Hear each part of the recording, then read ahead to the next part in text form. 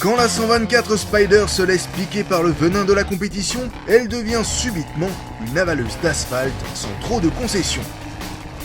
En portant le logo au Scorpion Abarth, elle change carrément d'univers et s'approprie au passage un héritage provenant du rallye bien mérité. Et nous voilà au volant de cette Abarth 124 Spider, au programme un châssis sportif, sous le capot un allée 4 turbo de 170 chevaux qui ne demande qu'à chanter.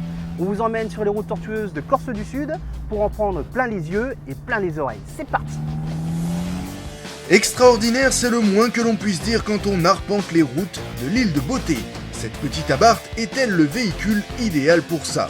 On s'en ficherait presque. On prend notre pied, c'est tout ce qui compte. Ce vigoureux moteur n'y est pas pour rien. Il transmet sa puissance aux seules roues arrière. On pourrait s'inquiéter pour la motricité, sauf que même en débranchant l'ESP, elle ne surprend pas son pilote. Il faut rester bien entendu alerte derrière le volant, juste au cas où, mais la peur ne s'invite pas vraiment dans l'équation. Néanmoins, on ne raconterait sans doute pas la même histoire avec la pluie dans ce décor de carte postale. Cet échappement Monza à lui seul fout la banane, chaque fois qu'on enfonce la pédale. Pour décrasser les oreilles surtout, laissez tomber le filtre de la capote. L'ennemi d'un roadster, c'est évidemment le poids, d'où le choix d'une capote souple et manuelle. On la manipule comme ceci. C'est hyper rapide, ça prend tout juste 2 secondes. Mais l'environnement intérieur est-il à la hauteur de l'image qu'elle dégage? La réponse est oui. Il y a d'abord la position de conduite qui nous place au ras des pâquerettes. Et puis le volant vertical avec le large liseré rouge au sommet du volant en guise de viseur. En bonne italienne, elle s'autorise quelques touches de raffinement comme l'Alcantara sur la planche de bord. Elle s'offre même des équipements technologiques dernier cri. Bien entendu, les logos de l'Officina Abarth se retrouvent sur les sièges enveloppants ou les tapis, avec en bonus une plaque numérotée entre les assises. On pestera tout de même sur des petits détails de finition. Allez, on repart sur la route. Pour profiter des 170 chevaux, il fallait évidemment une plateforme affûtée. Dans la caisse qui contient les pièces pour dynamiser le châssis, les petites mains des ateliers transalpins ont mis ce qu'il faut pour assurer un bon amortissement. Contre toute attente, on n'a pas les fesses posées sur une planche de bois. Au contraire, le confort n'a rien de rédhibitoire. Et malgré ses modestes cotes, l'Abarth 124 Spider ne rend pas la vie difficile.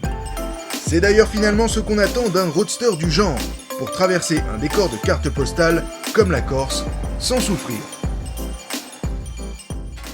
Belle, la voiture l'est aussi. En reprenant les couleurs historiques du modèle d'antan qui courait en rallye, Abarth ne trahit pas sa légende. Le capot noir lui donne du caractère, tout comme son capot sculpté. Les détails ne sont pas oubliés, à l'image de la pastille rouge sur la calandre ou le logo sur le couvercle de malle. Quant aux incontournables canules d'échappement, on adore. Dans les lacets, la direction consistante et incisive mériterait tout de même un peu plus de précision. Quand on s'énerve, les mouvements de caisse largement contenus ne perturbent pas trop les sensations, et c'est tant mieux. On a connu meilleur en matière d'efficacité, mais l'Abarth 124 apporte un caractère qu'on ne soupçonnait pas. Nul besoin de faire appel à de lourds artifices comme des suspensions pilotées qui altéreraient le comportement de façon artificielle.